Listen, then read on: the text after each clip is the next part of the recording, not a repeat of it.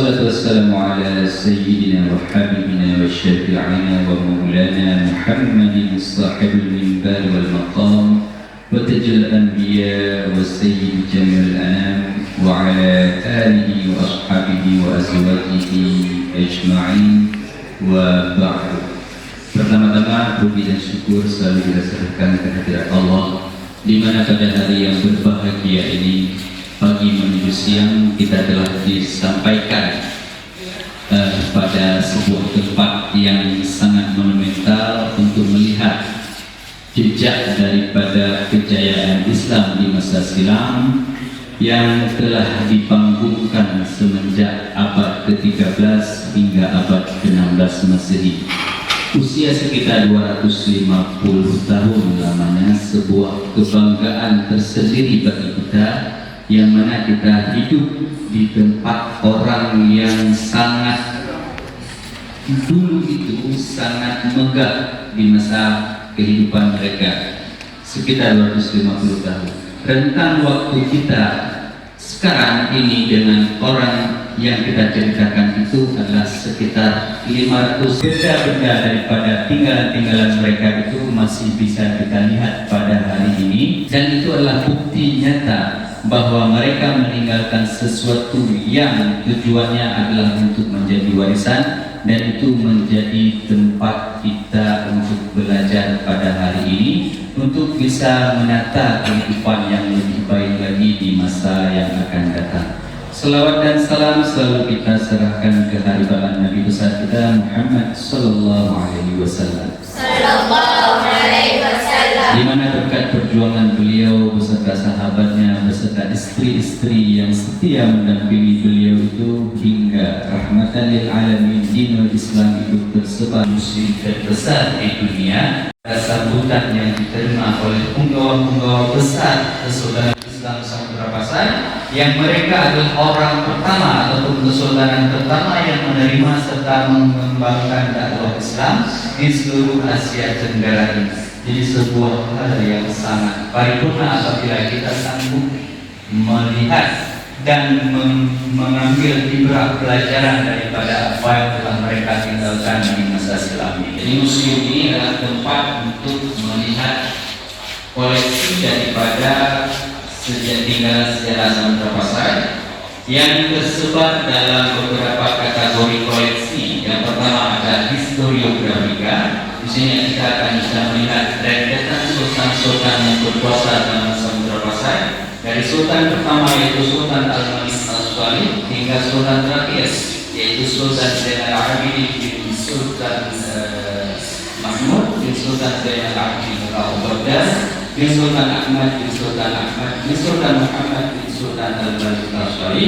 Yang Sultan Zainal Abidin 4 ini meninggal pada bulan Muharram tahun 923 Hijriah ataupun bertepatan pada tahun 1517 Masehi. Aceh Pidijaya, kemudian Pidi, kemudian ada di Aceh Timur, ada di Aceh Tamiang, bahkan hingga Sumatera Utara itu memiliki ataupun sebaran batu nisan Samudra Pasai itu berlokasi di sangat banyak wilayah. Bahkan di semenanjung Malaysia, di Kedah, di Sarawak dan beberapa tempat lainnya itu juga ada batu-batu nisan Samudra Pasai yang dari abad ke-13 hingga abad ke-16 Masehi. Batu nisan Samudra Pasai itu terbuat daripada batu andesit ataupun batu kali ataupun batu sungai. Kalau misalnya adik-adik pernah melihat batu nisan ataupun batu alam yang dalam sungai seperti di Banten ini, itu adalah batu nisan, batu yang digunakan untuk pembuatan batu nisan Samudra Pasai. Wujud aslinya mungkin ada itu yang bisa dilihat, itu adalah wujud asli daripada batu nisan bentukan yang dibuat dari pemerintah Samudra Pasai untuk masyarakat Samudra Pasai. Tergantung golongan, ada batu nisan yang memiliki tulisan, ada juga batu nisan yang polos, tidak memiliki tulisan. Keduanya memiliki informasi yang berbeda.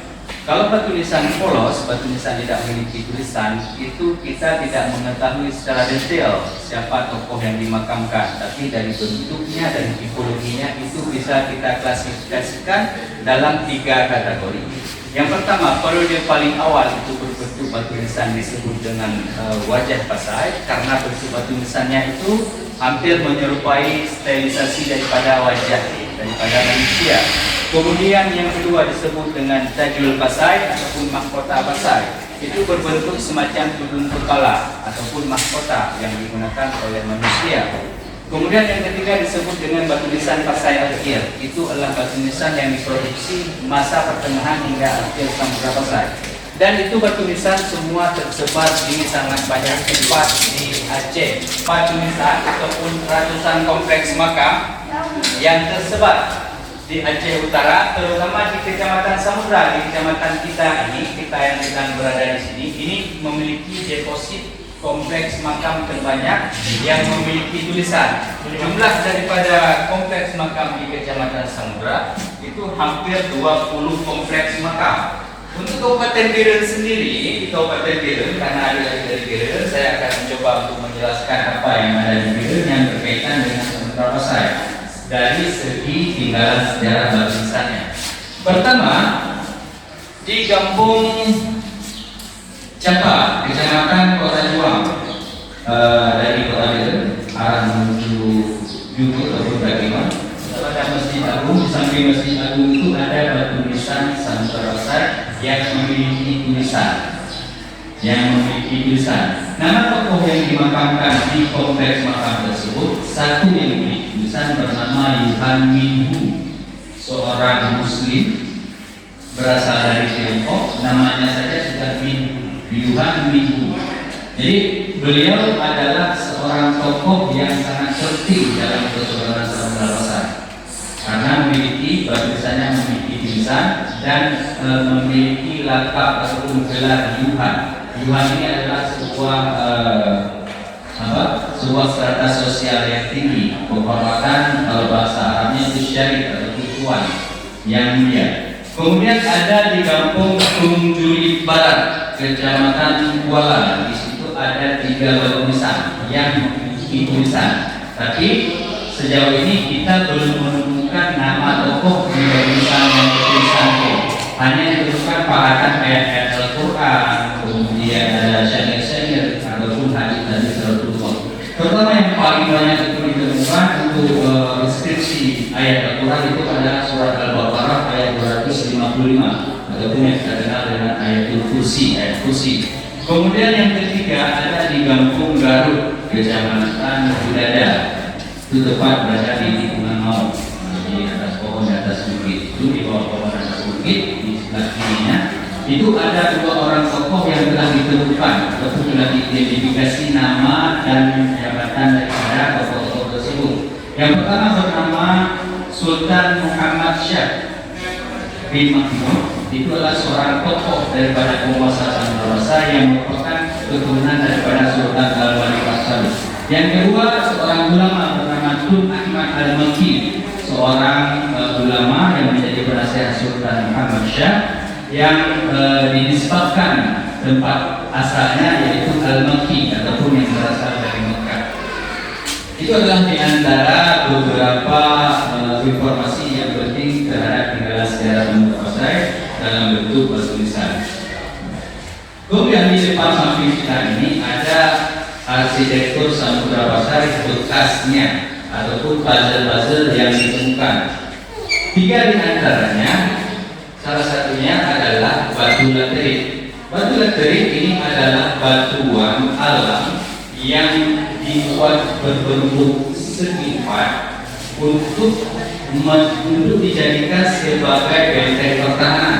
Karena batu ini sangat keras, sangat besar untuk logam yang terkandung dalam batuan ini, dan sampai sekarang ini kita tidak tahu di mana asal batuan ini diambil. Semacam laporan Ibnu Battulah abad ke-14 kunjungan ke Samudra Pasai diceritakan dalam kitab Tuhfatul Natar. Diceritakan oleh Ibnu Battulah, Samudra Pasai adalah sebuah kota yang besar, megah dan indah yang terbuat dari kayu-kayu yang besar. Jadi menurut laporan Ibnu Battulah, suatu konstruksi bangunan Samudra Pasai itu terbuat dari kayu-kayu yang besar dan indah. Makanya wujud daripada bangunan Samudra Pasai sampai sekarang kita tidak bisa melihatnya karena terbuat dari kayu. Sudah hilang ataupun sudah lapuk ataupun sudah tidak wujud lagi. Kemudian ada batu bata.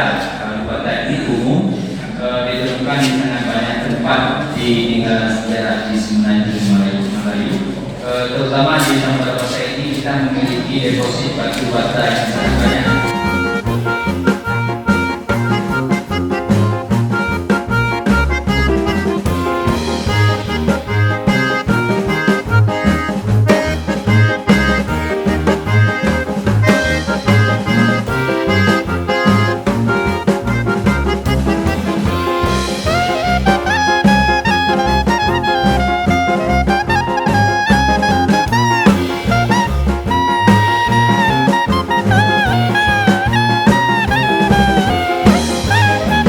Kemudian ada nisan replika daripada istri beliau bernama Siti Rahimat binti Paduka Raja. Yang ketiga ada replika batu nisan tokoh yang berasal dari Persia bernama Naina Usamuddin bin Naina Amin. Ketiga replika batu nisan ini adalah replika daripada bentuk asli batu nisan yang terbuat dari batu marmer ataupun marble stone dalam bahasa Inggris yang didatangkan dari India. Karena batu nisan ini atau bahan baku batu nisan ini tidak terdapat di negeri kita. Jadi ada dua jenis koleksi yang berbeda. Yang pertama di bagian ini adalah numismatika Samudra Pasai ataupun Samudra Pasai. Gerabah ataupun kramologika, keramik kuno ini menandakan bahwa Samudra Pasai menjadi tempat perdagangan yang besar di masa lalu. Kemudian di bagian dinding sini ini merupakan repro hasil dari ada beberapa nisan kubur yang memiliki relief yang indah, ornamen-ornamen yang indah, yang kebanyakan daripada ornamen-ornamen tersebut terbuat berbentuk floris ataupun flora, bunga-bungaan. Di bagian kiri dan kanan itu adalah replika daripada perhiasan di masa Aceh Darussalam.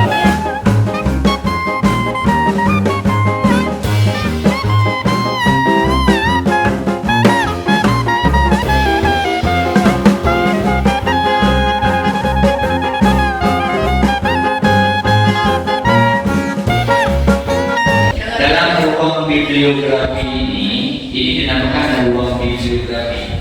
Bibliografi itu artinya adalah daftar pustaka. Kenapa kita namakan ini ruang daftar pustaka? Karena dalam ruangan ini tersaji sangat banyak referensi tentang sejarah Samudra Pasai yang diceritakan oleh tokoh-tokoh besar dunia yang pernah berkunjung ke Samudra Pasai. Ada semacam di belakang saya ini adalah laporan data Ibnu Battuta pada tahun 1346. Kemudian di samping sana ada saudara Sulaiman Al-Mahdi, ada Tom Perez, dan ada beberapa tokoh-tokoh lainnya yang menceritakan tentang keberadaan Samudra Pasai.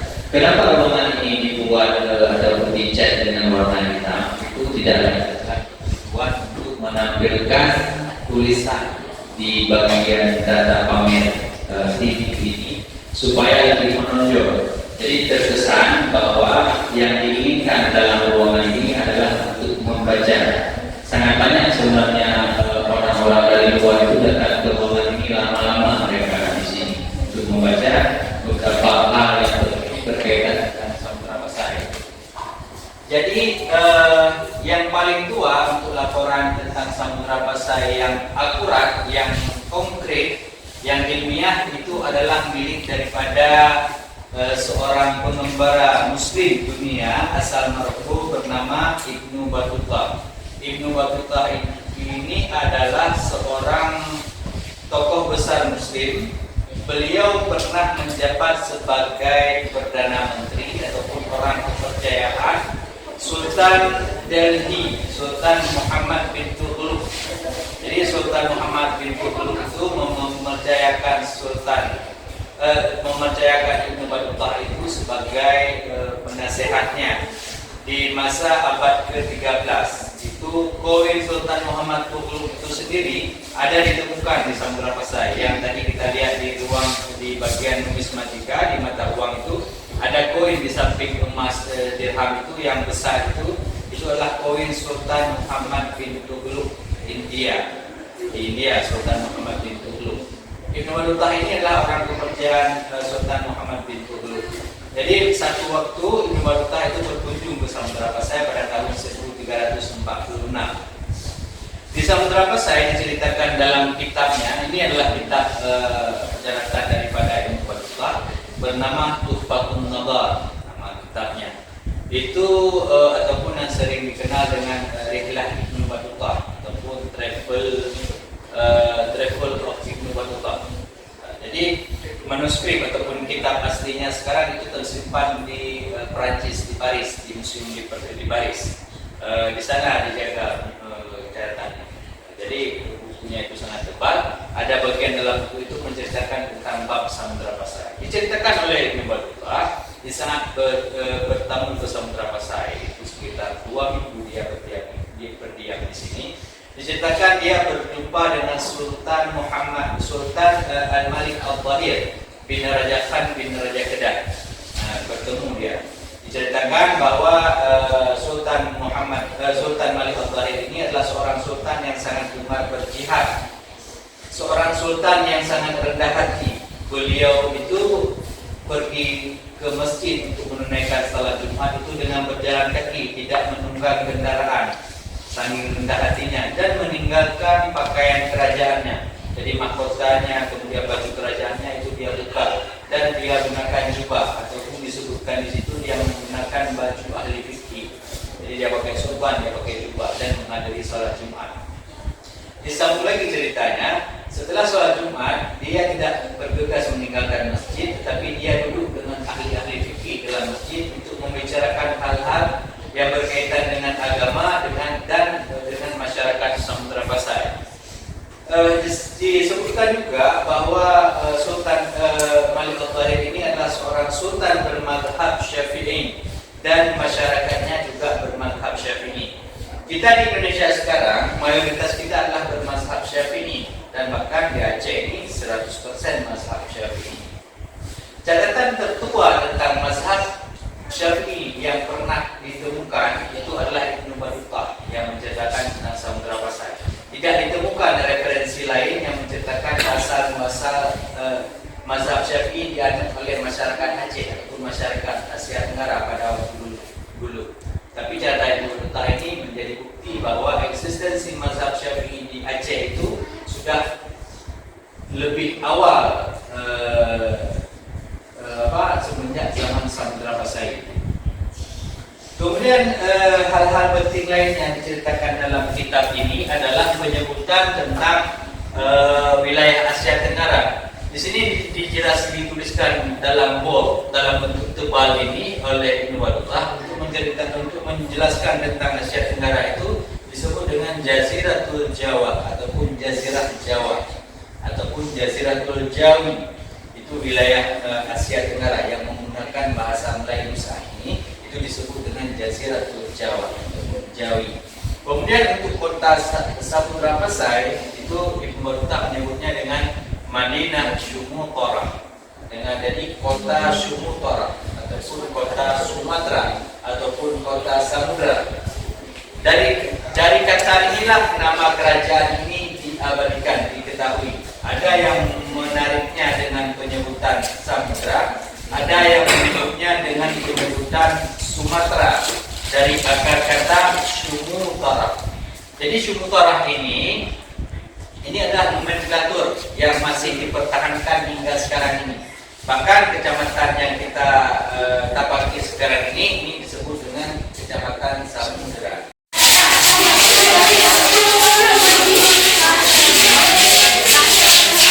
Di belakang kita dan seperti kita itu ada di tempat ada perhiasan, ada musik, ada juga beberapa keramik yang masih utuh yang bisa kita lihat. Selain itu